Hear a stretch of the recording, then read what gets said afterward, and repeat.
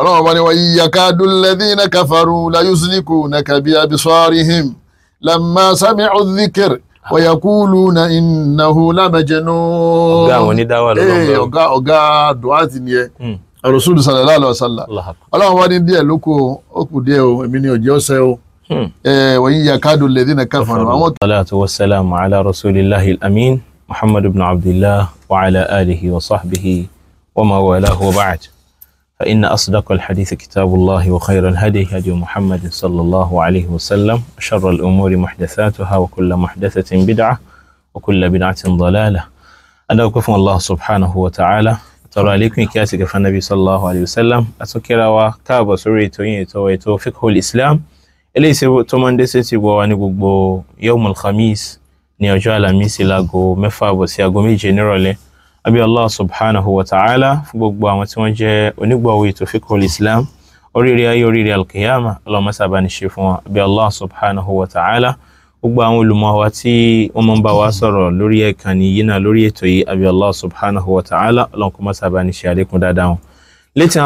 lónìí àtúmọ̀ pàdé ọ̀kan kan nínú àwọn ashabul fadilati ulama eléyìí tí wọ́n jẹ́ bàbá wa fadilatu sheikh al-imam Qamaruddin Yunus Akorede hafizahullahu ta'ala tí wọ́n jẹ́ aláṣẹ àti olùdarí Al-Hidayah Center ní Ọlámbí. ọ̀pọ̀ ara ẹni tí wọ́n ń wò tí wọ́n ń ṣe ìmọ̀ nípa oore tọ́lọ̀ ń ṣe fún yóò ṣe lápá tọ́lọ̀ ń bá fẹ́ tó ń bá fẹ́ lápá kò ní ṣe dáadáa o yóò bá nǹkan jẹ́. Allahu Akbar. wọ́n ní ojú ń fa sọ̀yà nílẹ̀ Yorùbá aṣọ nìkan kí fàyà o ojú fa ayé ya ìfàlàáfíà ya ìfàlàáfíà ya ojú wọlé tọ́lọ́run bá fẹ́ tó bá ṣe déédéé kádàrá Ọlọ́run ojú amadé yẹn lọ́jọ́ òní darí wọlé. ojú ń gbojú lọ́wọ́ ẹ̀ lónìí. sábàbí ni ojú ń gbetí ojú máa ń pààyàn lábẹ́. kò sí ìran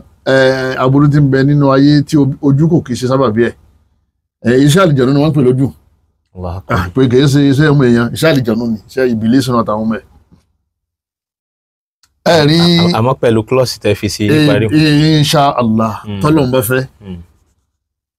tó bá ṣe déédéé kádàrá Ọlọ́run tí ó bá ṣe déédéé kádàrá Ọlọ́run ọba tọ́lọ́run ọ̀fẹ́ bó bá wọ ọbẹ̀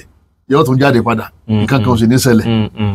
bóyá Ọlọ́run ọ̀fẹ́ àbọ̀ǹtọ̀ òun náà ti sádọ̀ Ọlọ́run ọba aláwa sọ níbi aburú ojú ìwà wò títí ọ̀padà wá kájú kankan ò ṣe kíni kankan wá padà wá ṣe Ọlọ́run wa bì ọ́ lérí iṣẹ́ wa lérí ọmọ wa lérí ara wa lérí orí tó ṣe fún wa ọlọ́mọdé ojú owó ọbẹ̀ o. Àmín. Al-aynu haqqun wa sharri aburú ni evil eye àwọn máa ń gbọ́ wọn ní evil eye wọn ní ojúkójú àwọn lójú wọn ní orílẹ̀ òní sharia Islam. Ànábì confam rẹ̀ ọlọ́run náà confam rẹ̀ ọlọ́run bá aláàánú nígbà tí ń sọ fún ànábì pé ànábì àti gbé òdìdẹ lójíṣẹ́ ó ti di ìlú màkáyé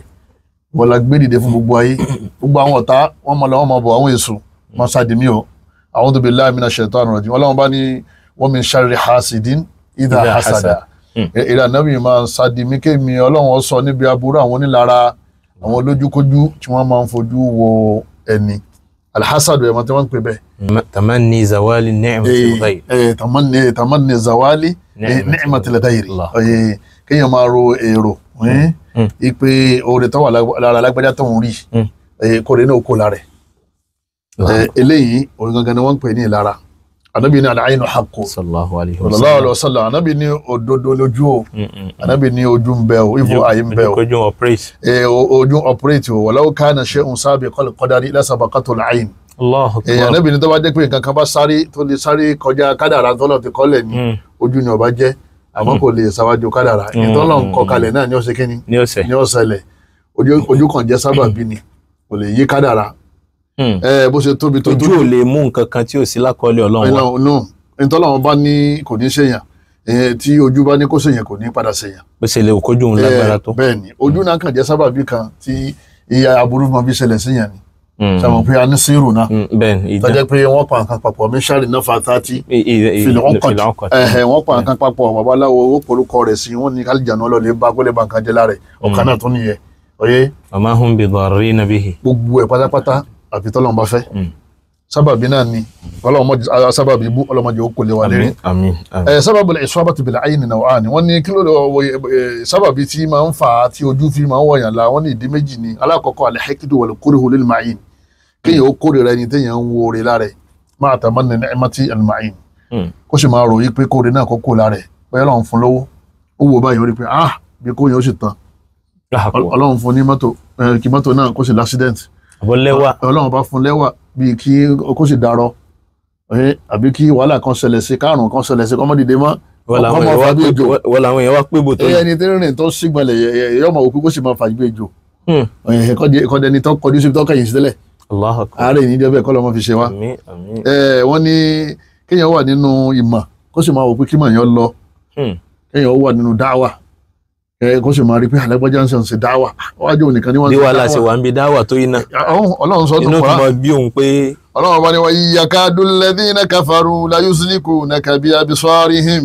lamma sami'u dhikr wa yaquluna innahu la majnun. ọ̀gá àwọn onídáwà lọ́wọ́. ọ̀gá duwati ni ẹ. Rasul sallallahu alaihi wasallam. Ọlọ́run bá ní díẹ̀ lóko ó kù díẹ̀ o èmi ni òjì ọ̀sẹ̀ o. wa yakadu alladhina kafaru àwọn kèfèrí tí wọ́n gbàntàn sọ wọn fẹ́ kó sọ̀rọ̀ mọ́. tí wọ́n sì mọ̀ nínú ẹ̀mí wọn. la yuslikunaka bi absarihim wọ́n fẹ́ fojú wọn lẹ̀ wọ́n mọ́lẹ̀ wọ́n fẹ́ fi yí ọmọ lẹ̀ tí gbígbà tí wọ́n dá pápá gbé yàn. wọ́n ti wo ànábì bá pé kó ṣe mọ́ sọ la ilaha illallah ti ń sọ yẹn mọ́ ká mọ́ sóògùn ká mọ́ ṣẹbọ ó nìkan ló wà ń lò ní. lamma sami'u dhikra nígbà tí wọ́n ń gbọ́ Al-Qur'ani tó ń tú fún wọn pé Ọlọ́run lẹ́bọ̀ ọ̀dá Ọlọ́run níwàkiwọ̀ ọ̀dá wa yaqulun nígbà wọn wà á rójú fi là wọ́n mọ́lẹ̀ wọ́n wá ń sọ pé innahu la majnun. lẹ́yìn ìgbà tẹ ẹ̀rọ aburú rò tán. wọn lọ́run nígbà wọn wà á rí ojú fi lápá lára rẹ̀ wọ́n wá ní owó ti di wèrè. Ọlọ́run bá ní wa ma sahibukum bi majnun Ọlọ́run ní ó kì í ṣe wèrè àwọn ní wèrè àwọn ní wèrè. ẹ̀yin bàbá wa Ọlọ́run Suratul Qalam àyà 51 nílé ìwọ náà ló lè kà Suratul Qalam àyà 51 Ọlọ́run fi ní ojú ń bẹ la yuslikunaka bí absari náà ń pè lójú Ọlọ́run mọ́jú burúkú ọwọ́ wàhálà. àwọn ẹni burúkú ni wọ́n lélẹ́yìí ẹlẹ́ẹ̀kejì ní al-ijabu ma al-istidham min ar-rajul as-salih biduni at-tabrik wa qawli ma sha Allah la quwwata illa billah. wọ́n nígbà míì gan ẹni eré náà máa ń wo orí lára yẹn tí ọba náà ti sọ barakallahu fi kọ̀ọ̀nà ti sọ ma sha Allah tabarakallah. wọ́n ní bó ṣe rí oore tó wá ní lágbẹ́dẹ́ Ọlọ́run fún mọ̀ tó báyìí ilé lọ́kọ́ yìí mọ́tò lọ́ra yìí ìyàwó ẹni ẹ àwọn ọmọ ẹni ẹ tó ṣe yẹn inú àlùjànnú ó dùn torí àwọn àlùjànnú ò fẹ́ kọ́ máa nábì Ádámọ̀ sórí rẹ̀ àwọn wà nàró nígbà tí ò sì ṣe barakallahu òfin yẹn tí ò sì masha Allah yẹn pé Ọlọ́run sì fẹ́ ni o wọn ayé òfin Ọlọ́run ló fẹ́ bẹ́ẹ̀ o Ọlọ́run ló ṣe o nígbà tí ò ti sọ barakallahu òfin ẹni rẹ̀ ló ná o àmọ́gbà tó ní wáwò tá a máa wí yẹn ìgbà bẹ lẹ́yìn wáwò. gbọ́dọ̀ ní masha Allah la quwwata illa billah. wọ́n ní ẹ wá wò wọ́n ní tọ́ba ilé sọ bẹ́ẹ̀ tí ò sí barakallahu fi wọ́n ní àlìjáná nàró o yọ̀ọ́ lè ba nǹkan yẹn jẹ́. Ànábì sọ̀rọ̀ àjọjọ́ kan àti Sahlu bin Hunayf àti àfàwà Amir bin Rabi'a ṣẹwárí Sahlu yìí Ọlọ́run fún lẹ́wà ó fún lẹ́wà ẹwà yẹn pọ̀ Sahlu wá fẹ́ bomi sára ẹ̀fọ́ àwọn iléèwé wọn jọ òun lẹ́yìn bá ń wẹ̀ wọ́n lè máa rí bí aya àyàn báyìí ọwọ́ òkè wọ́n ní bí Sahlu ṣe sí aṣọ ní Amiru lọ́ba rí igẹ̀ rẹ̀ lórí aya rẹ̀ lọ́ba ní ma hadha wáò èwo lélẹ́yìí wala jildun muhabba irú ara wo lélẹ́yìí kọ́dà ara tí wọ́n fi pamọ́ àwọn ọmọge tí wọ́n bá fàyìn dáadáa àwọn lárúbá máa fi pamọ́ ni nítorí ojú ẹ̀kọ́ kan náà wọ́n jáde. Amúrò wa ní ẹni tí wọ́n fi pamọ́ gan-an kò yá àyè tó báyìí. in hadha illa malakun karim. tó ṣe yẹ àṣẹ ọyẹ kó wí kankan tí wọn náà bá ti rí nǹkan tó bá ti wà amazing ọ láti ní tó bá ní ọ láti wí kankan bó ṣe wí tó bá sákàtà pé Sahlu bá rí lulẹ̀ tó bá dérí kodò nígbà tó ń dákú lọ ní bá gbé dìgbàdìgbà lọ́dọ̀ Ànábì ní man tattahimun àwọn kan kọ́ lọ́sọ̀ọ̀sọ̀ Ànábì ní ta lè fura sí wọn ní Amiru lọ́mọ ní ní sìn pé ara rẹ̀ yìí Ànábì ní Allah barakta ẹ pé Amiru náà wá nígbà tó ní ara rẹ̀ sì dá tó bá yìí lára dá tó bá ara èèyàn lélẹ́yìn láìsí màláíkà kí ló dé tó ní barakallahu fi àìsàn barakallahu fi ló mú àlùjànnú kọlù ó ó sì jẹ́ pé ìwọ náà ọmọ ìyá mi bọ́ bá ní ilé tó ọwọ́ náà gbà rẹ̀ ọwọ́ ni wáò wọ́n ti bá mi kọ́ ilé yìí tán wọ́n ti bá mi kún ọmọ ìyá mi sọ pé barakallahu fiha Ọlọ́run bá ṣàfàlù báríkà sí o. Ọlọ́run kó bá san yín lẹ́san dáadáa. ojú borúkọ bàjẹ́ o. ìdánilẹ́kọ̀ọ́ yín kan bẹ tí mo gbọ́ látọjọ́ tó pẹ́ Barakallahu fikum. lórí àkọlé yìí náà tẹ mú ọ̀rọ̀ arákùnrin kàwá tóun náà wo dígí ara ẹ̀ báyìí tó ní òun rẹwà tó yìí. bẹ́ẹ̀ni ó ní òun lọ́ba kékeré nínú gbogbo àwọn ọba títí ń jẹ́ lùi. Allahu Akbar. ó ní kò sí ọ̀dọ́ nínú gbogbo wọn òun nìkan lọ́dọ́ èyí tó fi ní barakallahu fi ọmọ ìyá mi ọmọ wo gíláàsì tán lọ́ba ṣubú. Allahu Akbar. wọ́n ní kò jáde sáàfin ìgbà wọn gbé jáde wọn gbé lọ sàárè. Allahu Akbar. al-aynu yaqtul ojú máa ń pààyàn àlìjánu ni o èèyàn á máa wo kọ́dà wọn ní ẹlòmíì gan tí ò lójú gan ìmọ̀ affect yàn afọ́jú wọ́n ní ẹnìkan wọ́n ní afọ́jú ni ọwọ́ jẹ́ àwọn ayin àwọn olójú burúkú yìí kò dẹ̀ ní ojú táyé kò ní ojú mọ́kànlùkù náà kò lójú ta ojú inú lójú. wọ́n lọ́mọ ọmọ rẹ̀ kan wá ń tọ̀ lẹ́ǹkùlé ọmọ rẹ̀ wá ń tọ̀ sáwọn pé téèyàn bá ń tọ̀ títọ̀ bá tètè dá àpẹẹrẹ àlàáfíà ni Allahu Akbar. bàbá yẹn bá ní lọ́mọ ń tọ̀ látàárọ̀ ọmọ yẹn ní ó ti ṣe ìgbà tí tóbi wákàtí méjì wọ́n ti gbé ọmọdé dìgbàdìgbà ọmọ ti sọ̀rọ̀ nù àjọ̀nú pọ̀ ọmọ yẹn o. Allahu Akbar. wọ́n sì dédé kádàrá Ọlọ́run bí bàbá wọn yóò ṣe náà tẹ́lẹ̀ náà ìjọ náà lọ́mọ yóò ṣe kí ni ìjọ náà lọ́mọ yẹn máa kú. law kana sabiqal qadar. law kana sabiqal qadar lasabaqatul ayé má jẹ́rú ọba o Ọlọ́run jojú lọ o àlìjànú tí affect àwọn èèyàn nípasẹ̀ ojú Ọlọ́run ló dá o. bàbá ti ṣe barakallahu. tọ́ba ti ní barakallahu fi o ti ṣẹ́gun ẹ̀. masha Allah tabarakallah. tọ́ba ti rí dáadáa lára ọmọ ìyá rẹ̀ sí ìyàwó barakallahu fi masha Allah tabarakallah. ọ̀rọ̀ mọ́tò ọlọ́mọ́ká ọlágbèga lẹ́nu iṣẹ́. gbogbo dáadáa tọ́ba ti ṣẹlẹ̀ kọ́dà bọ́ sílẹ̀ sọ́mọ ẹ̀ ìyàwó ẹ̀ ọ̀kàrí ìyàwó rẹ̀ pọ̀ yá ìyàwó ọmọ rẹ̀ barakallahu fi ẹ̀ máa yá mi ojú ń bẹ o Ọlọ́run kó mọ́sá sọ wọn bí aburú o àwọn àmì tá a máa rí tá a fi mọ̀ pé ojú ti wọ̀nyàn la àwọn afáà nígbà míì àmì yìí náà máa ń ṣẹlẹ̀ sí yàn o tí ò ní jẹ́ ojú àmọ́ kéèyàn gbìyànjú kó ṣe rúkìá kéèyàn máa ṣe àdúrà òyìn torí pé tí ó bá tètè lọ bọ̀rọ̀ àwọn afáà ní máa ń fa àwọn tí ojú bá wọ̀ àwọn àmì yìí máa ń ṣẹlẹ̀ lára wọn al-khawfu ghayru tabi'i kéèyàn máa bẹ̀rù ní gbogbo ìgbà kẹ́rù ọkàn máa bà ó ní gbogbo 24/7 káyà rẹ̀ máa já al-ikti'ab kínú rẹ̀ máa bàjẹ́ depression al-mustamir tó wá jẹ́ pé wọ́n ti ń lọ bí oṣù méjì oṣù mẹ́ta àwọn fáà ní gbìyànjú kọ́ ọmọ ṣerúkẹ́yà o kọ́ ọmọ jẹ́ pé ojú ti la pala rẹ̀ kéèyàn wá gbàgbé gbogbo tó ti mọ̀ kan sọ fún yẹn pé lákùn 10,500 iná lówó tẹ fẹ́ gbà wọ́n ti sọ tán tó fi béèrè pé èló lẹ pé. wọ́n ní Sheikh Suleiman Ruhaili wọ́n ha kótóbà wá sí ní ọjọ́ Juma wọ́n dẹ̀ jòkó wọ́n ń pèrún lọ wọ́n dẹ̀ gbàgbé ohun tó fẹ́ sọ. wọ́n rántí bá wọ́n ṣe àṣkár wọ́n ṣe wà rántí bọ́ wọ́n ṣe rántí díẹ̀ ọmọ ìyá mi àwọn afágbà náà sọ yìí o ojú mú yẹn gbàgbé ìmọ̀ mú yẹn gbàgbé tẹ̀yà ha depression ìrònú yóò máa ronú al-adararul jismiyya wọ́n nígbà míì gan máa affect body ara àlàáfíà ara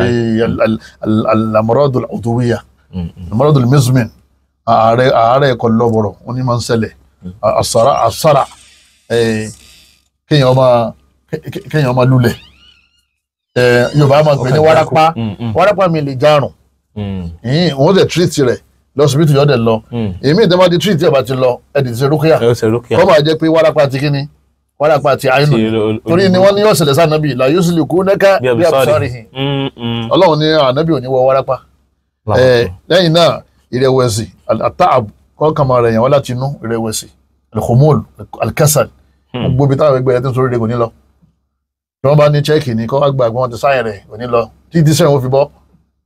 wọ́n ní máa ṣẹlẹ̀ nígbà mi tó jẹ́ àyínú ni. gbogbo táìmù exam ní ọmọ rẹ̀. bẹ́ẹ̀ ni ẹni tó ń wà lókè yóò jábọ́lẹ̀ pẹ̀lú ìyọ̀ǹda Ọlọ́run náà ni ó tó wà lókè àwọn yẹn bá ran jùmọ̀. tí bá ti ń ṣẹlẹ̀ bẹ́ẹ̀ káyé tè múra sáré. ṣiṣẹ́ ọmọ bá ṣiṣẹ́ àyínú ni kẹ́yìn mọ́ máa ti ṣe mọ́ kẹ́yìn kọ́ máa dànkan rú lọ́fíìsì ọlọ́mọṣẹ́ sọ wa ń bẹ̀. lẹ́yìn náà ni orí fífọ́ yìí tí ò lọ bọ̀rọ̀ orí fífọ́ túlù wà nílẹ̀ Yorùbá ẹ lóògùn fún kọlọ orí fífọ́ wọn tó ń pẹ́ ọdún ẹ̀sẹ̀ rúkìá fún kọ́mọ̀ jẹ́ àyínú ni al-araq bẹ́ẹ̀ bá ti jí báyìí kò tó sùnmọ́ ìbáàjì lẹ́yìn wọn ìṣẹ́jú mẹ́ẹ̀ẹ́dógún ó sùn láago mẹ́wàá ó jí ní 10:30 tí ìdárò kò ní tẹ́kẹ́ni kò ní sùnmọ́ rárá araq ni yóò yájú lé báyìí ó di àwọn àmì ni tí wọ́n bá ṣe rúkìá fún yọmọ sùn pẹ̀lú ìyọ̀ǹda tọ́lọ́wọ́n bá àlá nínú àwọn táwọn àlùfáà tó kà ní kẹsàtù náà kéèyàn tó máa sùn púpọ̀ wọ́n jẹ́ pé ó sùn láti ẹ̀yìn ṣáà ìdárọ̀ ó tún dọ́fíìsì tó sùn.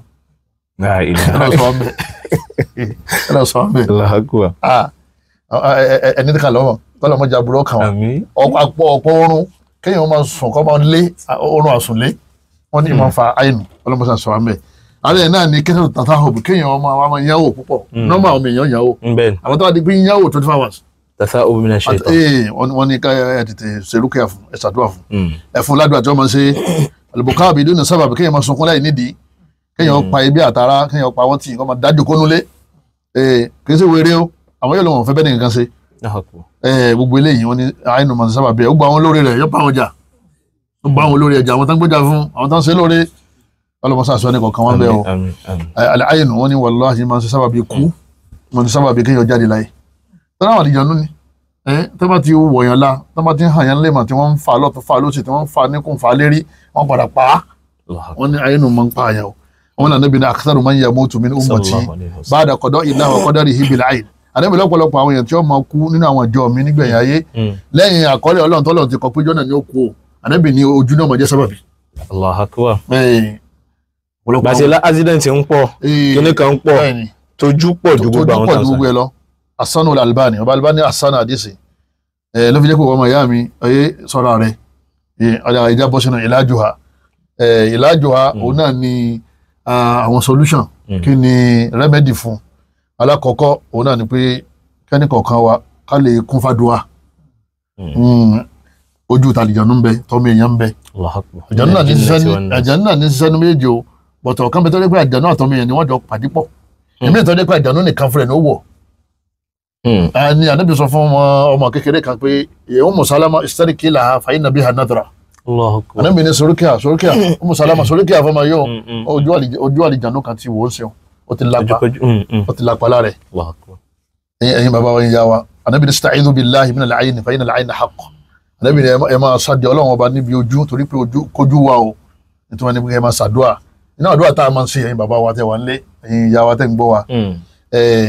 a'udhu bi kalimati llahi tamma min kulli shaytani wa hamma wa min kulli 'aynin lamma kò jù bá lọ. a'udhu bi kalimati llahi tamma min kulli shaytani wa hamma wa min kulli 'aynin lamma Ọlọ́run sọ mi pẹ̀lú ọ̀rọ̀ rẹ tó pé kó níbi aburú àwọn àlìjànú àti gbogbo àwọn ẹranko kẹranko àti gbogbo ojúkójú tí wò ni tó bá ti dókèṣàn kan tí wọ́n ní ìwọ lọ ń bọ̀ wọ́n pè wọ́n ní wọ́n máa bọ̀ wá a'udhu bi kalimati llahi tamma min kulli shaytani wa hamma wa min kulli 'aynin lamma ó ṣe gradation ìwọ lọ sí ìyàwó kọ ìyàwó ìyá ìyàwó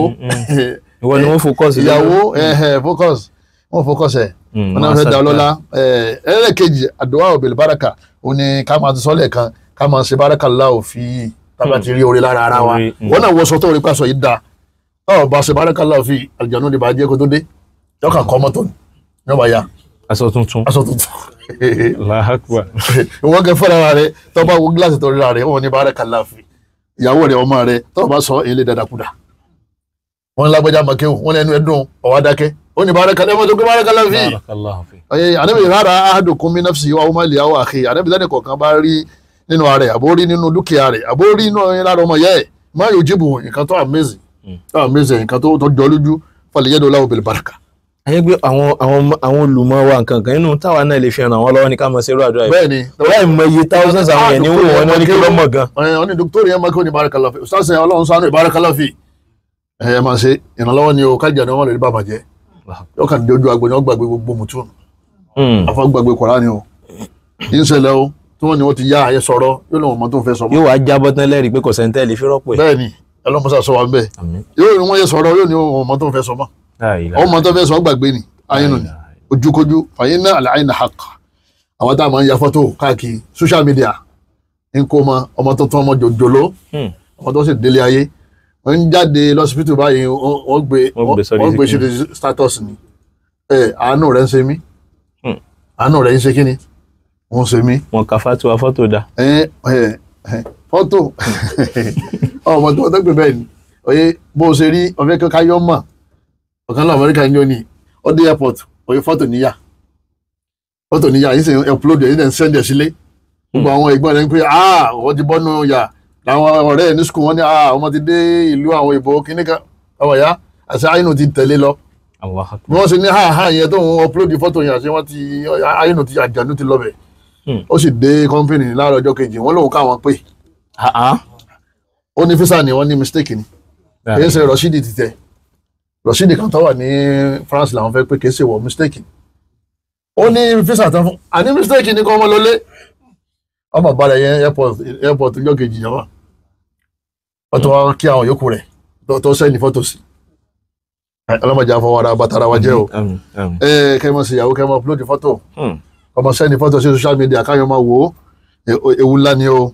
yàtọ̀ sí pé kọ̀dá ká máa ya fọ́tò kí fọ́tò náà o tún wá invite ojú sí kó gba ọmọ lọ ilé oúnjẹ ara rẹ̀ bẹ́ẹ̀ ni ẹlòmíràn ti ṣe ń jẹnu lé wọ́n wá fi àwọn chicken oríṣiríṣi àwọn oúnjẹ àwọn tó dáa ẹ̀kan lọ́sẹ̀ náà wọ́n ń jẹ́ o bẹ́ẹ̀ ni wọ́n ya fọ́tò rẹ̀ yóò wá gbé sí status tájànúbá tó wọ́n máa ní ha ibi wọ́n ti ń wò tájànúbá dìde tó bá yẹ wọnú lẹ́yìn oyè ibi ọ̀pá yín nulẹ̀ àfi tọ́lọ́wọ́n bá fẹ́. nínú àwọn solution náà ni pé gbogbo àbùkátà wa ẹ má jẹ́ àwọn fi gbogbo ẹnu sọ̀rọ̀ fáwọn èèyàn.